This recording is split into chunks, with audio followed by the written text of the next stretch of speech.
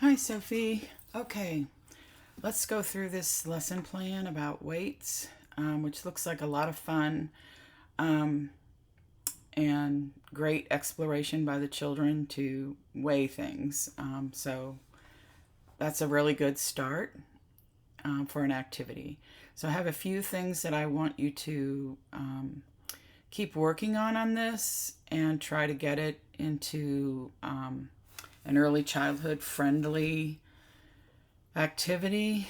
The first question I have is about your description of the children, and everything there is really good. It's very clear. I just don't know how old these children are, and actually, that will make a huge difference for what I say in the rest of the lesson. So, just if just to say that if these are 3 to 5 year olds, I hope they're not younger. They don't really shouldn't be doing anything like this until they're maybe 4 or 5. Maybe 3 year olds. That's a real stretch for me. But if you have a 3 to 5 year old classroom, you could have this activity as a center. And if 3 year olds came to do it, then that would be great. But to ask a group that has 3 year olds in it to do something like this the way it's set up would not be appropriate actually for the 4 or 5 year olds either, although they might be able to manage it to some degree. And remember that in early childhood, just because we can get kids to do things doesn't mean it's appropriate for them to do it. Sometimes you can get 4 and 5 year olds to manage these kinds of lessons where they're all doing the same thing at the same time at tables, but typically you cannot. So that's something I just wanted to say. And also, I'm unclear about how many children are in the room.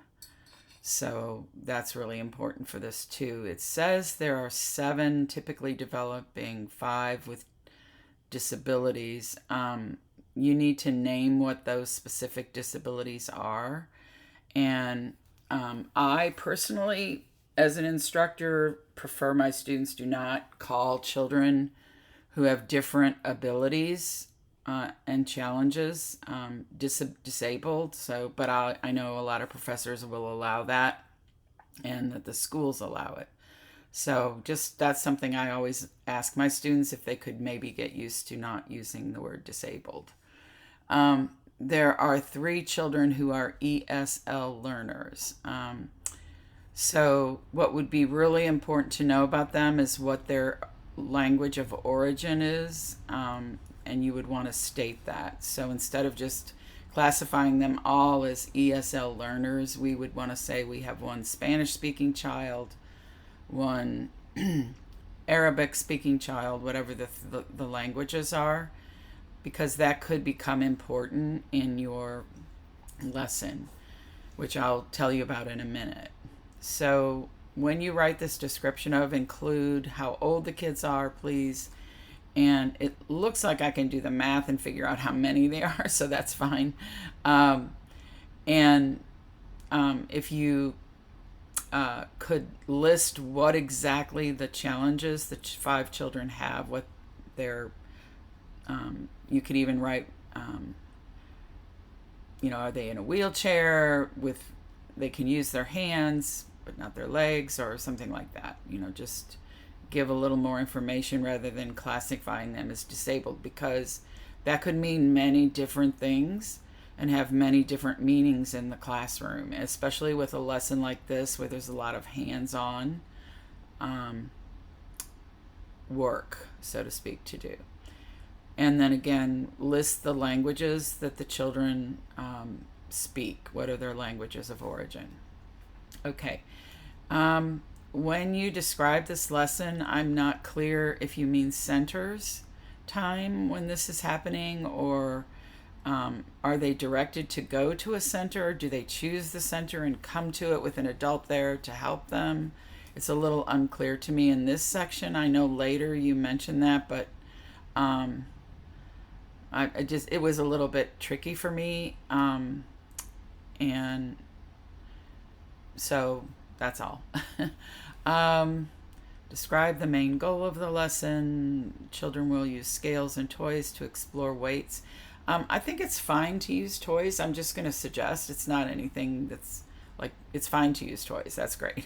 I would suggest, letting them measure real world things like food, things they're used to seeing at the grocery store. They may even have seen their parents weigh, how many carrots they're going to get and things like that.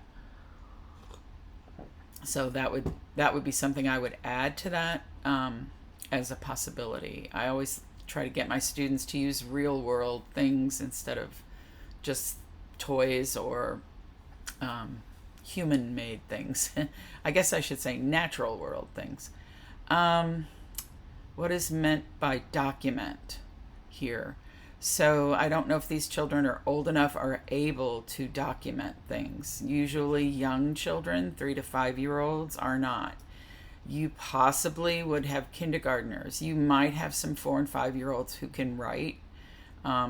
If you do, that's great. But it needs to be clear exactly what you mean by document. I know you have this, I'm going to scroll down here, this sheet here, but these tiny little squares and all of that and a worksheet are really not appropriate in an early childhood classroom. I don't even like seeing them in kindergartens, to be honest.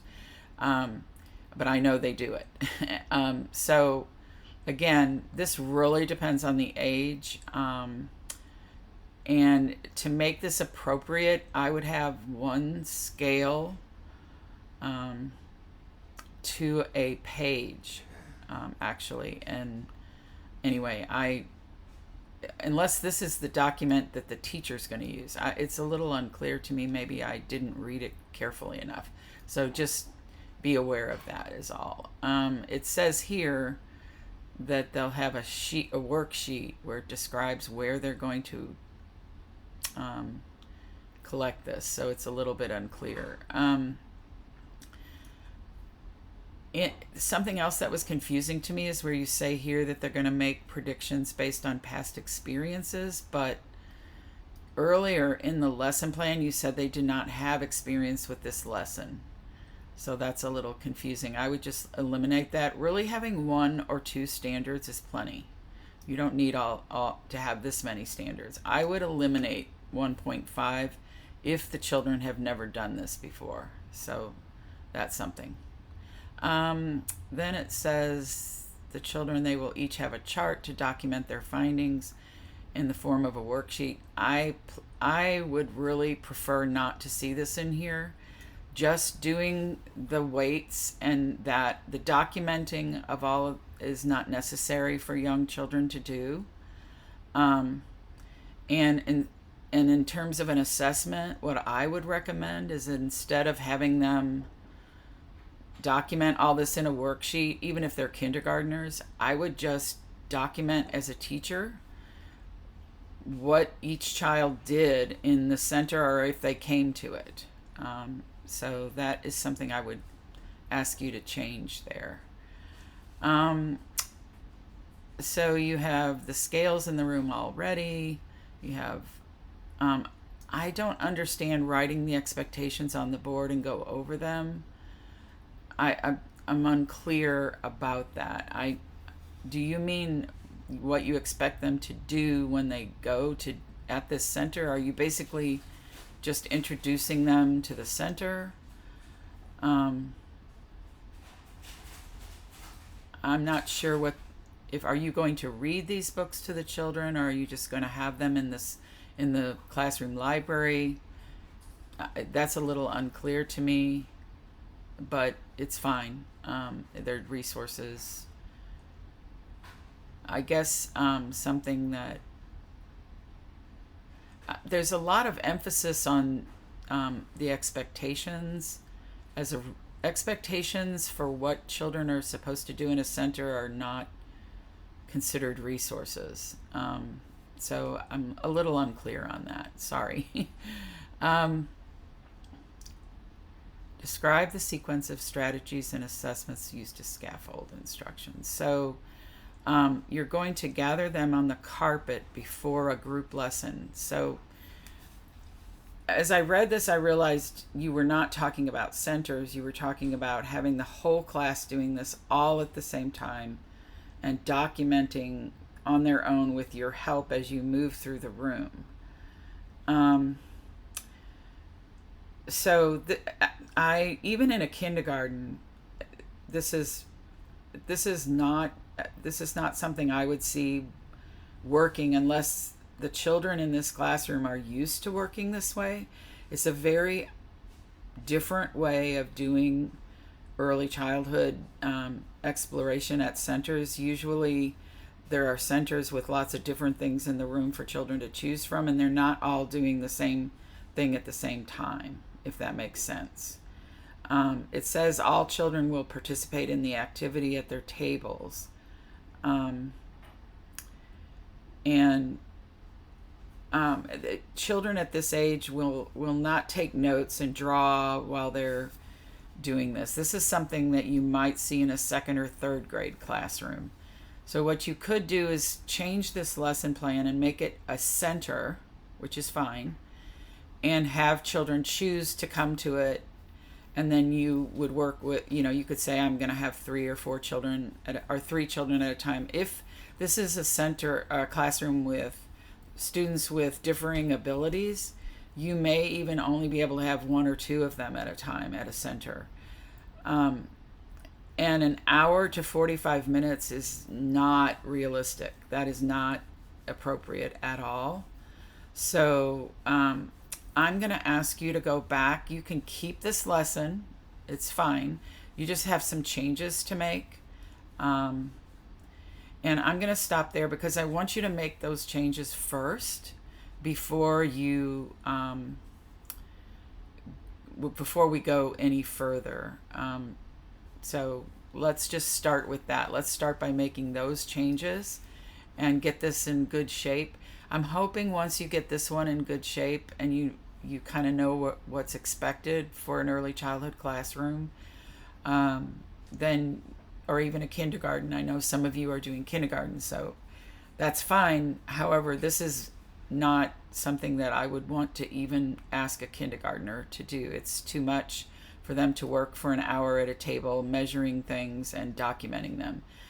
I'm not even sure my 4th graders would have been able to do that, to be honest. It's just too, so I understand it's that you have a big idea here and you're trying to make it work.